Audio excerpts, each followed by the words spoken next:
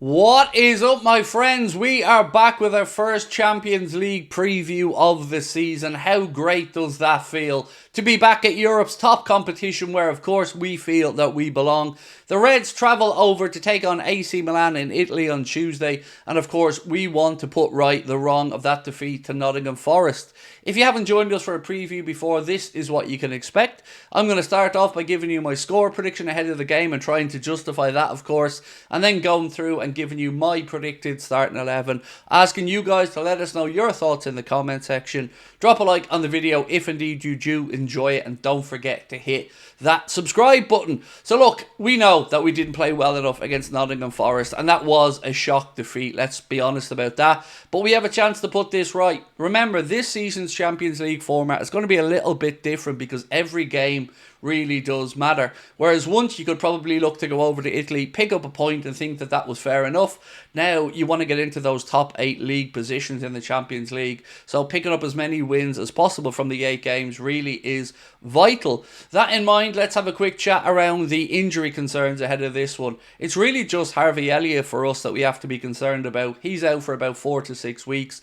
Curtis Jones, of course, came back in, didn't do very much when he came on, but came back in against Nottingham Forest as a substitute, so he will be available for Arne Slot if indeed he would like to use him. I do expect him to make changes in this one. I think Slot was a little bit naive in the game against Nottingham Forest to not make any changes, and hopefully he will get to grips with the Premier League very soon. But he will have a taste of Europe, so we will have some idea what to expect going over to Milan. So to start off, I'm going to give you my score prediction, and this is what I've gone for, my friends. I've gone for Liverpool to eke out a narrow victory by 2-1, and I'm going to go through my starting 11 in a moment, but before I do, just a quick word from our sponsor, Surfshark. This video is sponsored by Surfshark, the best VPN on the market. Surfshark is an app or browser extension that allows you to change your location to access websites in other countries and keep you safe and secure from hackers. Using Surfshark, we here in Ireland can access other countries' Netflix libraries or other streaming platforms like DAZN in Spain for all those important Premier League games. Surfshark keeps you safe and private by protecting everything you do online. Everything. When your device connects to the internet, all that information is, in a way, blurred out. Surfshark is particularly useful for keeping you safe from being hacked if you use public Wi-Fi. Let's say you're in a cafe, you're at college, you're out and about, they've got you covered. Surfshark allows you to use one subscription on unlimited devices, meaning you can share your account with friends or family or that neighbour who's a little bit cheap. On top of all of this, Surfshark offers a 30-day money-back guarantee. You can also upgrade to Surfshark One, which includes the VPN, an alert system for breaches related to your data such as emails and credit cards, and an antivirus software for your desktop. Our sign-up offer gives you Surfshark VPN for a little over €2 a month. Simply scan the QR code on screen right now or use the link in the description and enter the code Anfield Agenda at checkout. Right, my friends, thank you for your patience, and now let's get straight into my predicted starting 11. I have made changes from the starting 11 that of course took to the field against Forest. You may agree, you may disagree, but as always I really would love to know your thoughts. So let's start off with the goalkeeper and the centre backs, and look, you will see a change here straight away.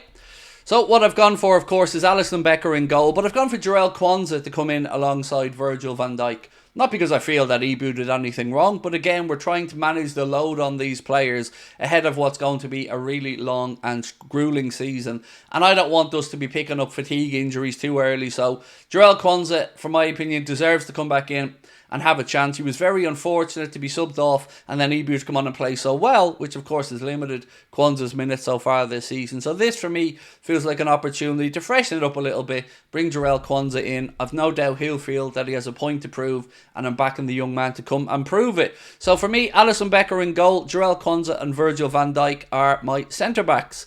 Into the full back positions now. And I have to say, I was very tempted to once again try to go with Joe Gomez at left back. And if that was me, it probably is what I would do.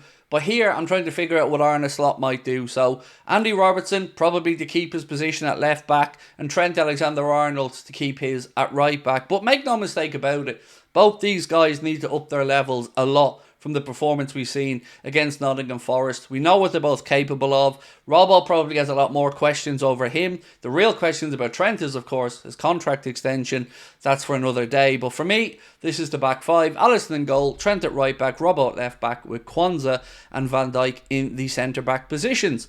Moving into midfield now. Again, I've gone for the same midfield trio. I've gone for Ryan Gravenberch, I've gone for Alexis McAllister and Dominic Szoboszlai. The reason being, one, I could have put in with Toro Endo, and I could certainly justify that as a Liverpool fan and my belief in him. But I know that Arne Slot doesn't really fancy playing with Toro Endo in that defensive midfield position with the way that he plays. So I don't want to put Curtis Jones in because, quite frankly, I don't think he's good enough. So we're already talking about selection headaches in my mind and a lack of options in midfield after the window. So I've no choice but, in my opinion, to stick with Ryan Gravenberch, Alexis McAllister and Dominic Szoboszlai, and hope they can rediscover the performances that they were putting in right up to that Forest game, because up until then I didn't really have any complaints about midfield, and even taking into account the Forest game, I don't really have any complaints about Ryan Gravenberch whatsoever. I thought he was one of the few players that could hold his head high after that one. So my midfield, Ryan Gravenberch, Alexis McAllister and Dominic Szoboszlai. Now, I have made a change up top, and this is the one I think you're probably going to question my thought process on. So let me talk you through it and then we'll get into it. In the wide areas, no changes there. I've gone for Mohamed Salah to keep his place on the right, and I've gone for Luis Diaz to keep his on the left. Many of you, I'm sure, are going to be screaming at your computers now to say, Craig, Salah didn't have a great game whatsoever. Surely Federico Chiesa gets the nod. I just don't think that he's fit enough yet. If he had played a couple of minutes and had a bit of a pre-season or had some minutes in his legs, yes, I would probably make an argument here to try Chiesa, certainly against Italian opposition. But he wasn't even included in the matchday squad for the weekend, so I don't know whether to expect him to even be in the squad that's going to be available for Arne Slot for this one. So that's why I've gone for Mohamed Salah to rediscover the good form he started the season with, and Luis Diaz, who I think could probably feature or find himself a little bit unlucky to have been substituted against Forest. In my opinion, he was probably the best of the front three. I do understand Arne Slot's thought process of hoping that maybe Mo could pull a moment of magic out because he has got it in him, but I'm going to give him the chance again to put it right because he has had a very good start to the season, Mo. I don't know what happened against Forest, but it just wasn't his day. So that's the wide positions. But who have I gone for through the centre? Have I gone for Diogo Jota? Have I gone for have I gone for Darwin Núñez? Well, no, actually neither. I've gone for Cody Gakpo, and that's what I was saying a moment ago. I think a lot of you are going to probably disagree with me on this one, but I do feel like we need something a bit different, and maybe some movement from our forwards. Maybe Mohamed Salah, Cody Gakpo and Luis Diaz can rotate a little bit and try to confuse that AC Milan defence. I'm sure Nuno, when he seen the starting lineup against Liverpool, was shocked to see the same 11 out there. I'm sure they would have planned for exactly how to defend against us. So I'm hoping that with the movement that these three are capable of and the intelligence of Cody Gakpo, maybe this is a way to confuse AC Milan a little bit and just give us a little bit of versatility and options in the front three. So again, just to run through my starting 11 prediction in full: Alisson Becker in goal, Trent Alexander-Arnold at right back, Andy Robertson at left back, Jarell Kwanzaa to come in alongside our captain Virgil van Dijk. In midfield, Alexis McAllister, Ryan Gravenberch and of course Dominic Szoboszlai. And then up top, Salah on the right, Diaz on the left, and my bit of a wild card in putting Cody Gakpo through the centre. Now it is over to you guys. Let us know your thoughts. Do you agree? Do you disagree with my team selection? A couple of little things to keep your eye on as well. I'm going to be recording with David Lynch, and that video is going to be out a little bit later on this afternoon, probably at about 5:30, so keep an eye out for that one dropping. And of course, we will be back tonight as well with the late night agenda as we look ahead to Tuesday's game against AC Milan, a massive game in the Champions League. And as I mentioned at the start of this video, how great is it to be back at the top table of European football, where of course us Liverpool fans feel that we do belong. So my friends, it's now over to you. I'll catch up with you really soon. Thank you again to our sponsor Surfshark, and again, really appreciate your support of the channel. If you want to come and see us live in Liverpool, by the way, November 15th, we're going to be at the Hot Water Comedy Club, and you can get your tickets with the link in the description of this video. And the good news, at least I hope it's good news, is that it is an all ages event, meaning If you've got a teenager or a youngster that you'd like to bring along with you, they would be very welcome to come along on the night.